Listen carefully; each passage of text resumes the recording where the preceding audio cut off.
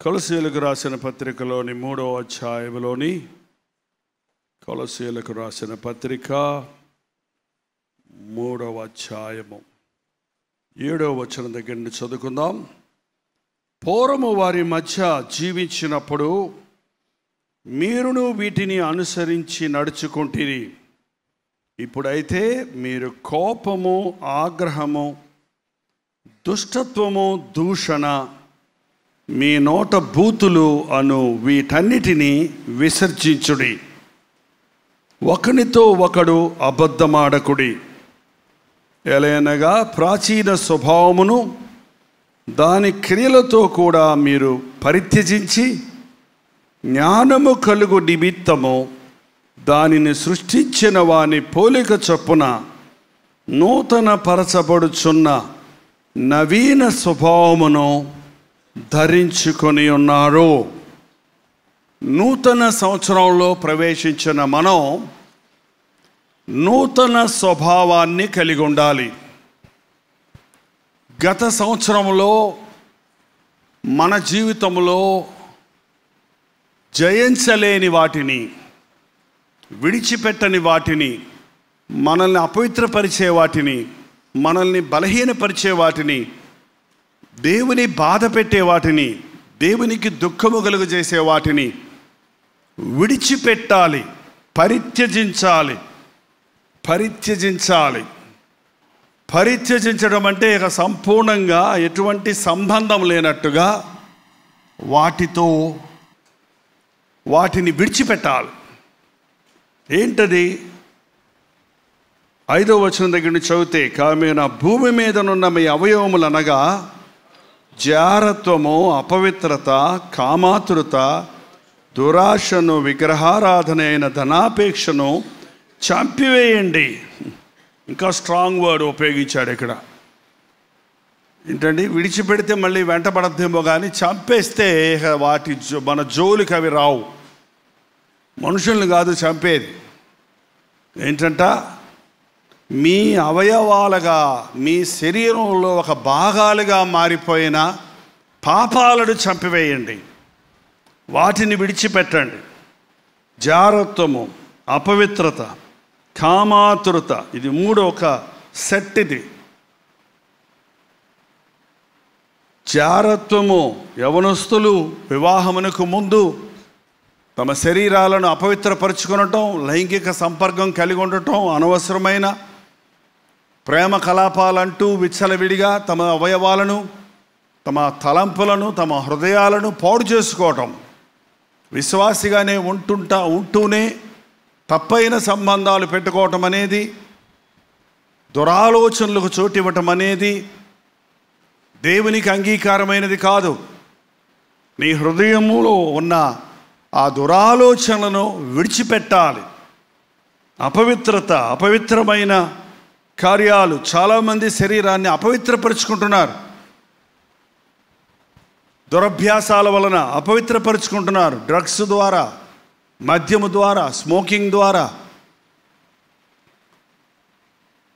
పరశరీరానుసారులై ఇతరుల శరీరాలను ముట్టాలని, ఇతరుల శరీరాలను తాకాలని, తప్పైన ఉద్దేశాలతో, తప్పైన ఆలోచనలతో ఓకల్గా నోటి ద్వారా అపవిత్రమైన మాటలు పలుకుతూ, ద్వంద్వార్థాలతో కూడిన మాటలు పలుకుతూ లోకంలో ఉన్న వారిని చూస్తే ఇదే వారిలో కనపడుతుంది. ఏది ఆలోచించినా, ఏది చేసినా వారి అంతరంగంలో ఉన్న దురాశలు నెరవేర్చుకోవడానికి స్వార్థంతో కూడిన, శరీరేచ్ఛలతో కూడిన కార్యాలని చేసేవారిగా ఉండటం చూస్తున్నాం. అటువంటి వాటిని నీవు దేవుని బిడ్డవైతే విడిచిపెట్టాలి. కామాతురత, కామము కొరకైన ఆతృత. ఎందుకు ఆ సెల్ ఫోన్లో ఆ అపవిత్రమైన వాటిని ఎతుకుతున్నావు? ఆ ఫోనోగ్రఫీ కోసం తారట్లాడుతున్నావు. నీ కళ్ళులు వెతుకుతున్నాయి.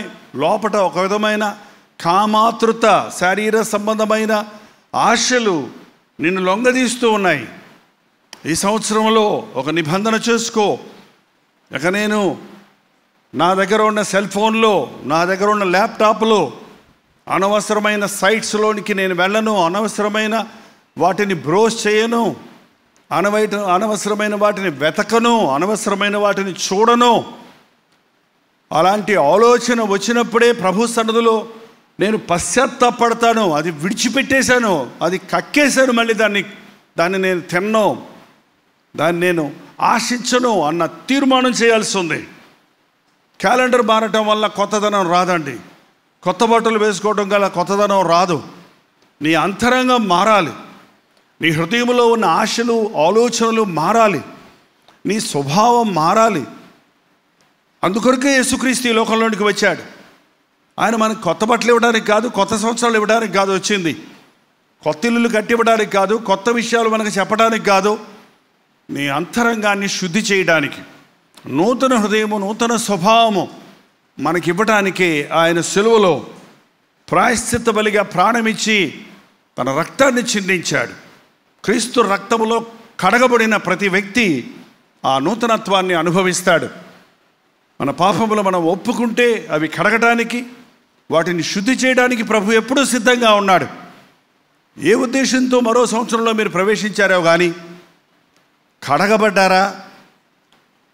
31వ తారీఖు ప్రభు సన్నిధిలో కనిపెట్టినప్పుడు కొత్త సంవత్సరంలో ప్రవేశించాలనే ఆశేనా, లేక పాతది విడిచిపెట్టి కడగబడి కొత్త సంవత్సరంలోనికి ప్రవేశించాలనే ఆశతో ప్రవేశించారా?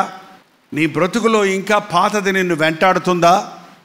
పాత స్వభావము నీ వెంటబడుతుందా? నీ అంతరంగంలో జయముందా? ఇంకా చూస్తే దురాశ మనుషుడికి సంతృప్తి లేదు, సంతోషం లేదు. ఆశలు ఉండటమే తప్పన్నాడు గౌతమ బుద్ధుడు. కానీ ప్రభు అన్నాడు, నీ ఆశను అదుపు చేసుకోవాలి, నీ ఆశలు అదుపులో పెట్టుకోవడానికి నేను శక్తినిస్తాను. మంచి ఆశలు కలిగి ఉండాలి. దేవుని బిడ్డలైన వారికి ఉండే ఆశలు ఒకటే ఆశ, నా యేసయ్యను ఎలా సంతోషపెట్టాలా, నా దేవుని కొరకు ఎలా బ్రతకాలా, నేను ఎలా దేవుని నామాన్ని మహిమపరచాలా, నా జీవితం ద్వారా దేవుని యొక్క రాజ్యం ఎలా కట్టబడాలా, దేవునికి నేను ఇష్టడుగా ఉండాలా, క్రీస్తు సారూప్యంలోనికి నేను మారాలా అనే ఆశ తప్ప దేవుని బిడ్డలకు మరి ఇతర ఆశలు ఉండకూడదు, ఇతర అపేక్షలు ఉండకూడదు. దురాశ దుఃఖానికి చేటని సామెత ఉంది. నువ్వు దురాశకు చోటిచ్చినప్పుడు, పొరుగువారికి ఉన్నదాన్ని నీవు ఆశించినప్పుడు, ఇతరులతో నువ్వు పోల్చుకుంటున్నప్పుడు, ఇతరులకు ఉన్నది నాకు లేదని దుఃఖపడుతున్నప్పుడు, ఉన్నవారిని చూసి నువ్వు అసూయపడుతున్నప్పుడు నీకు ఉన్నదాన్ని కూడా నువ్వు పోగొట్టుకుంటావు. దురాశలతో మనుషుడు నిలబడి ఉన్నాడు. సాధారణంగా ఇది స్వాభావికంగా వచ్చే స్వభావం. ఈ రోజుల్లో నేను ఒక చిన్న బిడ్డను కూడా గమనిస్తే, 3 బిడ్డలు ఉన్నారని ముగ్గురికి 3 బొమ్మలు కొనుక్కొచ్చి ఇస్తే ఒక్కొక్క బిడ్డ అంటది తంది కావాలి, పక్క వాళ్ళది కూడా నాకే కావాలి, 3 నాకే కావాలి. వేరే వేరే రంగులైతే ఆ రంగు కావాలంటున్నారు. ఒకే రంగు తెచ్చిచ్చిన ఆ రంగు నీ దగ్గర ఉంది ఆల్రెడీ, అయినా కూడా అది కూడా నాకే కావాలి. ఎట్లొచ్చింది ఈ స్వభావం? అమ్మ నాన్న చెప్పలేదే, ఎట్లా వస్తుంది ఈ స్వభావం? ఇది పాత ఆదాము స్వభావం. ఈ పాత మనిషి చావాలి. పోరాటాలు, ఒకరి మీద ఒకరికి కోపాలు. ఇంకా చూస్తే అక్కడే ఉంది చూడండి, కోపము, దురాశ, విగ్రహారాధనను, ధనాపేక్ష. ధనాన్ని పూజిస్తున్నారు మనుషులు, ధనాన్ని బొమ్మగా చేసుకున్నారు. డబ్బు కొరకు ఏది చేసినా డబ్బు కొరకే. ఈ పని చేయంటే నాకేమి ఇస్తావు, ఈ సహాయం చేయంటే నాకేం లాభం అని ప్రశ్నించుకుంటాము ఈ రోజుల్లో మనుషుల్లో చూస్తున్నాం. ఈవెన్ దేవుని సేవ చేయడానికి కూడా నాకేమి లాభం, ఈ ఊరు వెళ్తే నాకు ఎంత డబ్బు వస్తుంది, ఈ మీటింగ్ పెడితే నాకు ఎంత డబ్బు వస్తుంది అని ఆలోచించే పాస్టర్ కాదండి. ఈ రోజున మనుషులకు అర్థం కావటం లేదు. అలాంటి పాస్టర్లు ఉంటారేమో కానీ, పాస్టర్లు అనబడేవారు ఉంటారేమో కానీ, దేవుని చేత నియమించబడిన సేవకుని మనస్సు ఆత్మల సంపాదన మీద ఉంటుంది కానీ ఆస్తులు పోగు చేసుకునే దాని మీద ఉండదు. దేవుడు ఏర్పరిచిన వ్యక్తి దేవుడిని సంతోషపెట్టడానికి దేశాలు తిరుగుతాడే కానీ పేరు ప్రఖ్యాతులు సంపాదించడం కొరకు కాదు. ఈ వ్యత్యాసం తెలియక ఈ రోజున అనేకులు ఏమవుతున్నారండి? అనేకులు ఈ రోజున ఎవరు నిజమైన సేవకుడో ఎవరు కాదో తెలియని పరిస్థితుల్లో ఉన్నారు. యేసునామాన్ని ధరించి ఇష్టం వచ్చినట్టు బతికే సేవకులు ఉన్నారు, విశ్వాసులు ఉన్నారు, క్రైస్తవులు అనబడేవారు ఉన్నారు. అంతరంగం మారకుండా పైన మాత్రం పటారం లోన లొఠారం అన్నట్టు ఒక అంగీ తగిలించుకుంటే, ఒక తెల్ల వస్త్రం వేసుకుంటే, ఒక సూట్ వేసుకొని నీట్గా నిలబడితే, బైబిల్ చేత పట్టుకుంటే తనే దేవుని సేవకుడు అనుకుంటున్నాడే కానీ నవీన స్వభావాన్ని ధరించాడా ఈ వ్యక్తి? క్రీస్తు స్వరూప్యం ఈ మనిషిలో కనబడుతుందా అన్నది చాలా ప్రాముఖ్యమన్న సంగతి గుర్తించలేకపోతున్నారు. వాటి వలన దేవుని ఉగ్రత అవిధేయుల మీదకి వచ్చును. పూర్వమందు వారి మధ్య జీవించినప్పుడు మీరును వాటిని అనుసరించి నడుచుకున్నారు. అవును, ప్రతి మానవుడు అంతే. ప్రతి వ్యక్తి స్వభావం అది సహజమే. పూర్వం అలా ఉన్నాం మనం కూడా. కానీ ప్రభు బిడ్డలమయ్యాక అలా ఉండడానికి వీల్లేదు. ప్రభు బిడ్డలమైన తర్వాత నీ జీవితంలో మార్పు కనబడాలి, నీ ఆలోచనల్లో మార్పు కనబడాలి, నీ మాటలలో మార్పు కనబడాలి, నీ క్రియలలో మార్పు ఇతరులు గుర్తించగలగాలి. ఇప్పుడైతే మీరు కోపము, ఆగ్రహము, దుష్టత్వము, దూషణ, మీ నోట బూతులు అను వాటిని విసర్జించుడి, పరిత్యజించుడి, విసర్జించుడి. ఏంటంటే విసర్జించాలి? కోపము. కోపం పాపమా? కోప్పడకుండా ఉండగలరా? కోప్పడకుండా నాకు తెలిసి ఏ మానవుడు ఉండలేడు. కానీ నీ కోపానికి కారణం ఏంటో పరీక్షించుకోవాలి. కోపపడుడి కానీ పాపము చేయకుడి. పాపము విషయములో తప్ప మరి ఏ విషయంలో కోప్పడకండి. సాధారణంగా మనిషి కోపం ఎందుకు వస్తుందో తెలుసా? నీ అహాన్ని ఎవడన్నా ముడితే నీకు ఎక్కడ లేని కోపం వస్తుంది. ఎన్ని ముడితే? నీ అహాన్ని ముడితే నువ్వు సరలేవు అన్నావనుకో, వెంటనే తొర్రమంటాడు తోక దక్కిన పావులాగా. నీకు బుద్ధి లేదు అంటే అవును అండవు, నీకు లేదు బుద్ధి అంటాడు. అది తల్లో, తండ్రో, సేవకుడో, టీచరో, పెద్దోళ్ళు ఎవరైనా నిన్ను గద్దించినప్పుడు కూడా ఈ రోజున కోపం, ప్రతి చిన్నదానికి కోపం, అడిగింది ఇవ్వకపోతే కోపం, ఏంటన్నా అనుకున్నట్టు జరగకపోతే కోపం. అహాన్ని ముట్టినప్పుడు మనుషుడు ముఖ్యంగా కోపంతో రెచ్చిపోవడం చూస్తున్నాం. ఒక క్రైస్తవుడికి అహం లేదండి. క్రైస్తవుడి అహం సిలువేయబడింది. నేను అనేది క్రీస్తుగా మారిపోయాడు. నేను అనేది లేదిగా. నే మట్టుకైతే నేను కాదు క్రీస్తే అంటాడు. కాబట్టి అహం, నీకు అహం, నీ అహం సిలువేయబడ్డప్పుడు నిన్ను ఎవరన్నా ఏమన్నా అంటే నీకు కోపం రాదు, నీకు జాలి పుట్టుద్ది, నీకు ప్రేమ పుట్టుద్ది, అయ్యో పాపం అనిపిస్తుంది. అలాంటి స్వభావం రాలేదంటే నిన్ను గద్దించిన వారిని, నిన్ను దిద్దిన వారిని, నీ జోలికి వచ్చిన వారిని నీవు వారి మీద నీవు కోప్పడుతున్నావంటే నీకు పాతాదాము స్వభావమే ఉంది కానీ క్రీస్తు స్వభావము రాలేదు. కోపము, ఆగ్రహము రెండు వేరండి. కోపము, ఆగ్రహం అంటే ఏంటండి? ఆగ్రహం అంటే ఏంటండి? ఆగ్రహం అంటే ఏంటండి? కోపము, కోపమున్నోడు ఒకవేళ బయటపడ్డేమో కానీ లోపల కోపం ఉంచుకుంటాడేమో కానీ ఆగ్రహం వచ్చినోడు ఏం చేస్తాడో తెలుసా? అరుస్తాడు, రంకెలేస్తాడు, గర్జిస్తాడు, ఏ అంటాడు, అంతే. కొంతమంది కోపం ఎగిరెగిరి పడుతుంటుంది అంతే. ఏంటండి? ఆగ్రహం. ఆగ్రహంలో అనకూడని మాటలు అంటాడు, చేయకూడని పనులు చేస్తాడు, ఆ కోపాన్ని బయలుపరుస్తాడు. ఆగ్రహాన్ని విడిచిపెట్టండి.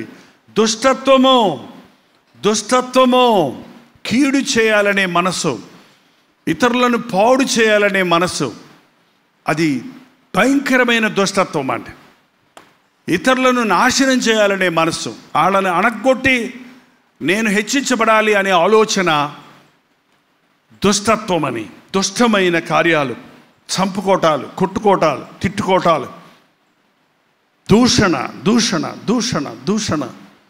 దూషించుకోటాలు, ఇష్టం వచ్చినట్టు నోటికొచ్చినట్టు తిడుతుంటారు కొంతమంది. ఆ కోపాన్ని అణుచుకోలేనివాడు ఆ కోపాన్ని దూషణలో బయట కక్కుతాడు, నిందిస్తాడు మనుషుల్ని. అంతవరకు ఏమండి అన్నవాళ్ళు ఏరా పోరా అంటారు. అది ఎక్కడి నుంచి వస్తుందో తెలియదు. గబక్కన లాంగ్వేజ్ మారిపోద్ది. ఏంటండి? గబక్కన లాంగ్వేజ్ మారిపోద్ది. రూడ్గా, కఠినంగా, ఏ మాత్రం అవగాహన లేని పరిస్థితుల్లో దూషించుకోవడం చూస్తున్నాం. ఈ దూషణ పెచ్చి పెరిగిపోయి బూతులు అసలు బూతులు అంటే తెలిసిన వాళ్ళు చేయొద్దండి. ఏంటమ్మా నిజమేనా? తెలీదా మీకు? తెలిసిన వాళ్ళు చేయొద్దండి. మేము ఆడినోళ్ళు అనలేదా నేను? భారతదేశంలో ఇంకో విచిత్రం ఏంటంటే అన్ని లాంగ్వేజెస్లో బూతులు ఉన్నాయి. కవితలు అలాంటి కొన్ని లాంగ్వేజెస్లో ఉంటాయి. కొన్ని సంగీత పద్ధతులు కానీ సంగీత స్వరాలు కానీ కొంచెం వ్యత్యాసంగా ఉంటాయి. ఒక స్టేట్లో ఉన్నాయి, ఒక స్టేట్లో ఉండవు.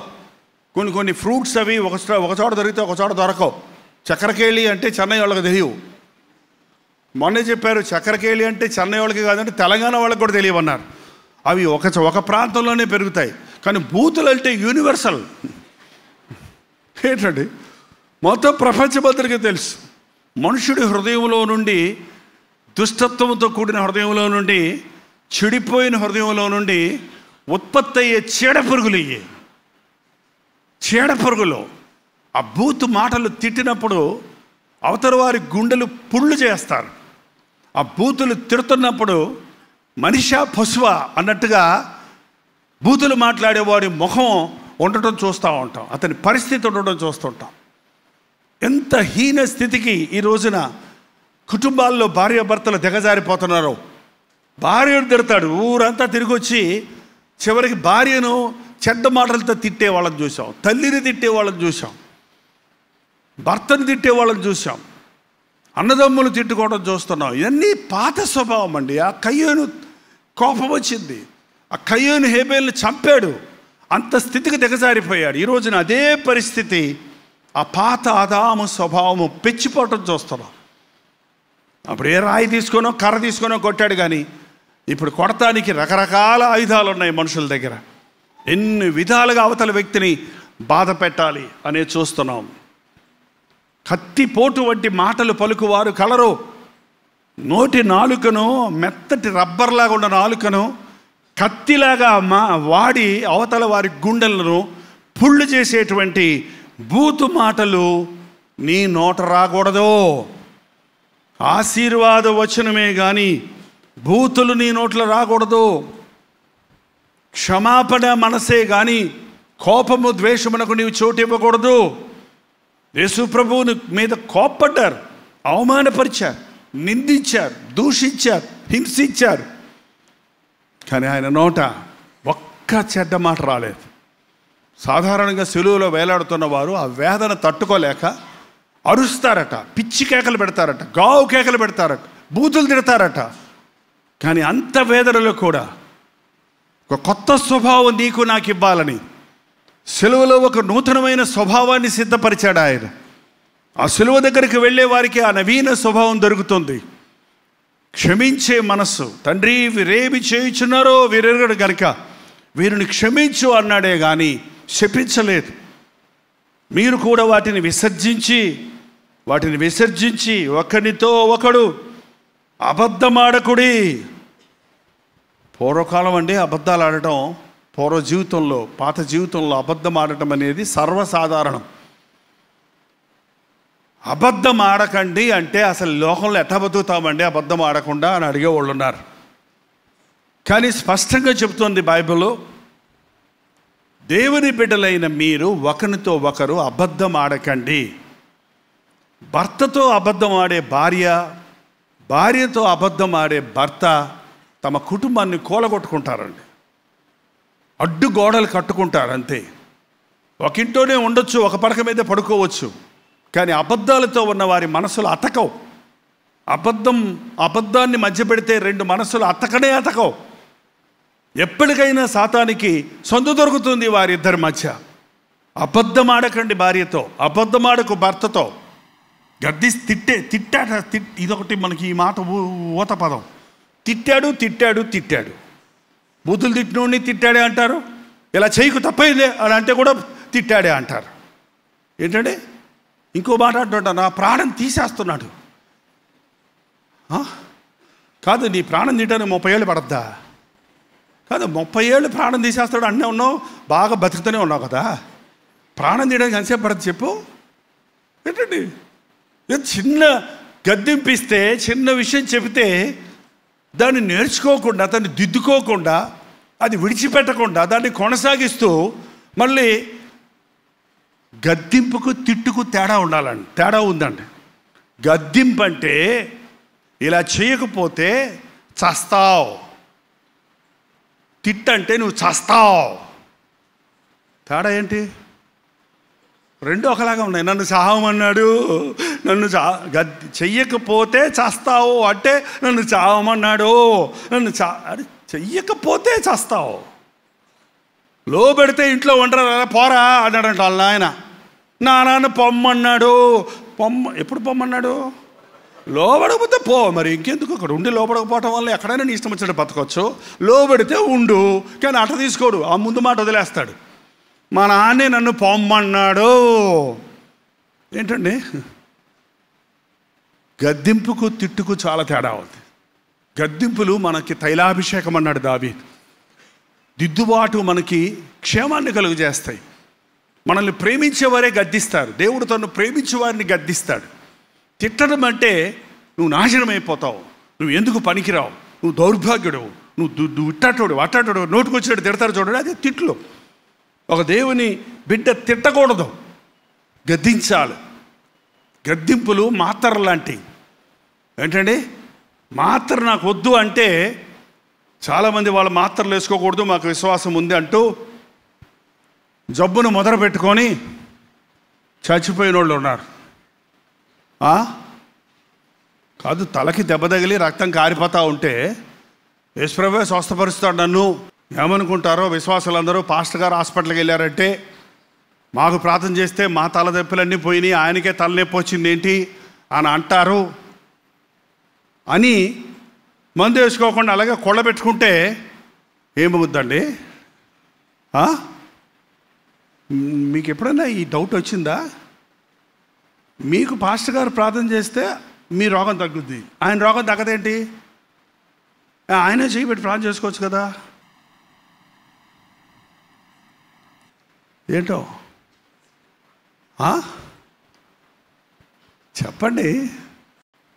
ఓ దైవజనుడు అలాగే అడిగాడంట, ప్రభా నేను అనేకులకు ప్రార్థన చేస్తున్నాను, వారు స్వస్థత పొందుతున్నారు, అదే బాధ నాకు వచ్చినప్పుడు నేనెందుకు హాస్పిటల్కి వెళ్ళాలి? నేను వెళ్ళను అంటే ప్రభు అన్నాడట,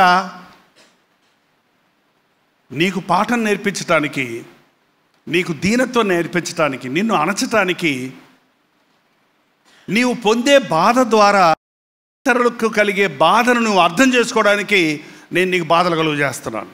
పాస్టర్ గారు ప్రసంగాలు సిద్ధపరచుకుంటాడేమో, కానీ దేవుడు ప్రసంగికులు సిద్ధపరుస్తాడు. అర్థమైందా మీకు? ప్రసంగం సిద్ధపరచుకున్న ప్రసంగం వినటానికి సొంపుగా ఉంటుంది, కానీ దేవుడు సిద్ధపరిచిన జీవితం అనే ప్రసంగాన్ని ప్రసంగించినప్పుడు మనుషుల అవసరతలు తీరతాయి, దేవుని ఉద్దేశాలు సఫలమవుతాయి. ఈ రోజున దేవుని యందు విశ్వాసం వచ్చిన వాడు, డాక్టర్లు మనం నమ్మటం లేదు, మందులు మనం నమ్మటం లేదు. ఈ రోజున మంచి మంచి వైద్యులు కానీ, గొప్ప గొప్ప ఇన్వెన్షన్ చేసినటువంటి శాస్త్రవేత్తలు కానీ, విద్యా రంగంలో కానీ, ఈవెన్ మెడికల్ ఫీల్డ్లో కానీ ఈ మందులు కనిపెట్టిన వారిలో అనేకులు విశ్వాసులుగా ఉన్నారు. అనస్థీషియా అనే మాట మీరు విన్నారా? అది కనిపెట్టక ముందు మంచానికి కాళ్ళు చేతులేసి కట్టి బర్ర కత్తితో కోకుతుంటే, అరుస్తుంటే కళ్ళు ఒకడు నొక్కిపెట్టి, కాళ్ళు ఒకడు నొక్కిపెట్టి, చేతులు ఒకడు నొక్కిపెట్టి కోసి ఆపరేషన్ చేస్తుంటే గావు కేకలు పెట్టి ఏడుస్తుండేవాళ్ళంట. సార్ జేమ్స్ సింప్సన్ తన కుమార్తె అలాగ అరుస్తూ చనిపోయినప్పుడు అతని హృదయంలో వేదన వచ్చింది. ప్రభా, ఇంతే నా మానవ జీవితం, ఇలాగైనా ఇలా బాధపడటం నేను చూడలేకపోతున్నానే అని ప్రార్థన చేస్తున్నప్పుడు అతని కనుల ముందు ఒక వచనం కనపడింది. ఆదాముకు గాఢ నిద్ర కలుగు చేసి అతని ప్రక్కటెముకల్లో ఒకటి తీసి, మొదటి డాక్టర్ ఎవరండి? Who is the surgeon? గాఢ నిద్ర కలుగు చేసి ప్రక్కటెముకల్లో ఒకటి తీసి అవను చేశాడు. అంటే ఆపరేషన్ చేశాడు ఆదాముకి డాక్టర్ గారు, డాక్టర్ జీసస్. గాఢ నిద్ర, గాఢ నిద్ర, గాఢ నిద్ర అనే మాట ఆయన మనసులో పట్టుకుంది. ఓహో, ఆపరేషన్ చేసే వాళ్ళకి ఏమి ఇవ్వాలి? గాఢ నిద్ర కలుగు చేయాలి. గాఢ నిద్ర ఎలా కలుగుద్దా అని ప్రయత్నించి ఇన్వెంట్ చేసి అనస్థీషియాను కనిపెట్టాడు ఆయన. మొదట ఒక గర్భవేదనతో ప్రసవ వేదన పడుతున్న స్త్రీకి ఆ నొప్పులు తట్టుకోలేక అరుస్తుంటే ఆమె మీద కొంచెం ఇచ్చి ప్రయోగం చేశాడంట. అది పనిచేసింది. ఆమె అరవటం మానేసి ఓ చక్కటి బిడ్డకు జన్మమిచ్చింది. ఆ పుట్టిన బిడ్డకి అనస్థీషియా అని పేరు పెట్టారంట. ఏంటండి, ఆ రోజు నుంచి ఈ రోజు వరకు ఆ అనస్థీషియా ఇచ్చిన వలన ఆపరేషన్లు చేసేవాడికి గదిలోకి వెళ్ళటం తెలుసు, తిరిగి బయటికి రావటం తెలుసు, కానీ ఎక్కడెక్కడ కోసారో, ఏమేమి తీశారో, ఎంతసేపు డాక్టర్లు చేతులు పెట్టి గెలికారో, కత్తులు పెట్టి కొక్కారో అనేది ఏమీ తెలియదు. దేవుడు మనుషుడి కొరకు సమస్తం ఏర్పాటు చేసి ఉన్నాడు. ఈ లోకంలో ఉన్న కెమికల్స్ అన్నీ, నీ శరీరంలో ఉన్న కెమికల్స్ అన్నీ, అవి నీకు అవసరతలన్నీ తీరునట్లుగా ఆ ఫ్రూట్స్, ఆ ట్రీస్, ఆ సమస్తాన్ని దేవుడు చేసి పెట్టాడు. దేవుడు మన కొరకు అన్నీ చేశాడు. మనమే కొన్ని పట్టుకొని వేలాడుతున్నాం. దేవుడు మన కొరకు విశాలమైన హృదయం కలిగి ఉన్నాడు. మనమే సంకుచితమైన మూర్ఖమైన హృదయంతో ప్రవర్తిస్తూ ఉన్నాం. వాటిని విసర్జించండి. ఒకరితో ఒకడు అబద్ధం ఆడకండి. ఏలయనగా ప్రాచీన స్వభావమును దాని క్రియలతో కూడా మీరు పరిత్యజించి, ఆ పాత ఆలోచనలు, ఆ పాత అలవాటులు, ఆ పాత మాటలు, ఆ పాత క్రియలు విడిచిపెట్టి జ్ఞానము కలుగు నిమిత్తము దానిని సృష్టించిన వాని పోలిక చొప్పున నూతనపరచబడుచున్న నవీన స్వభావమును ధరించుకొనుడి. ఎవరు ఈ నవీన స్వభావాన్ని సిద్ధపరిచాడు?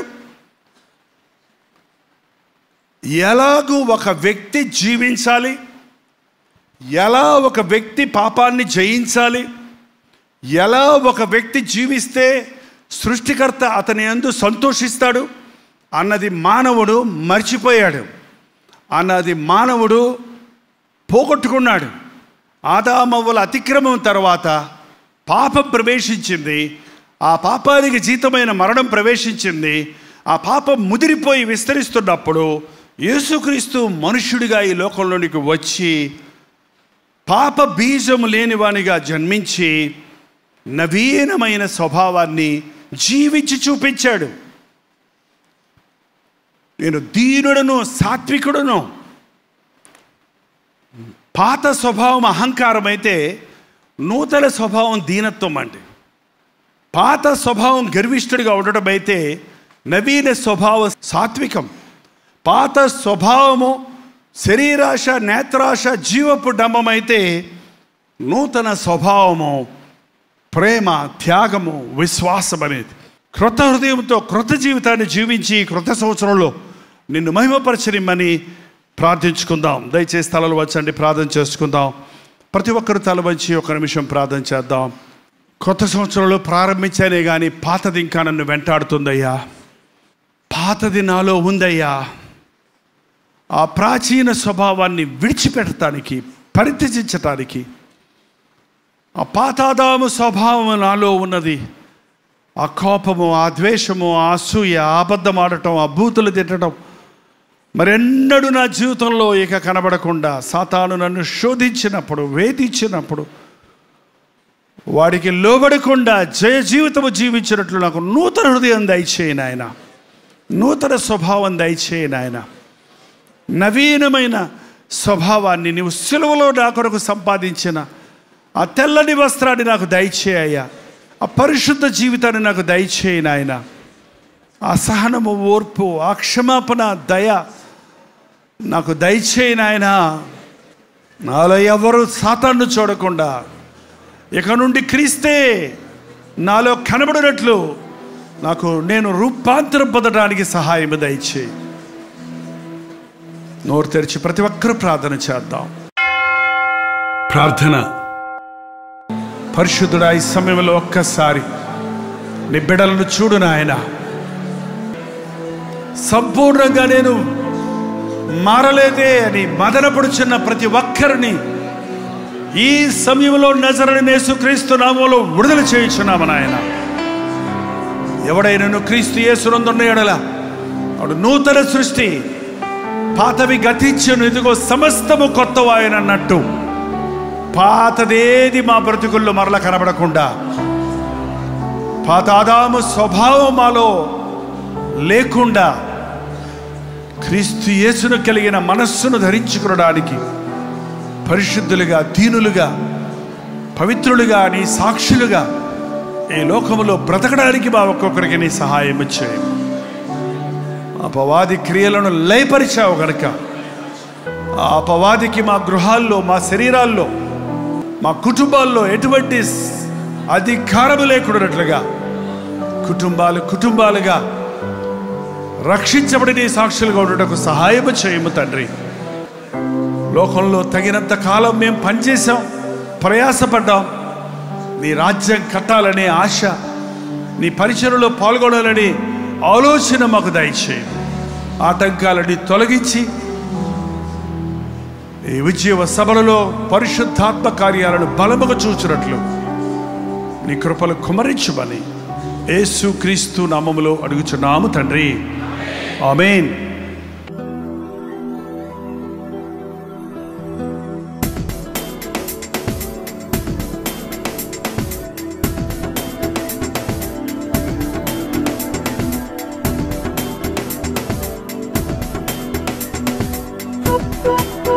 Thank you.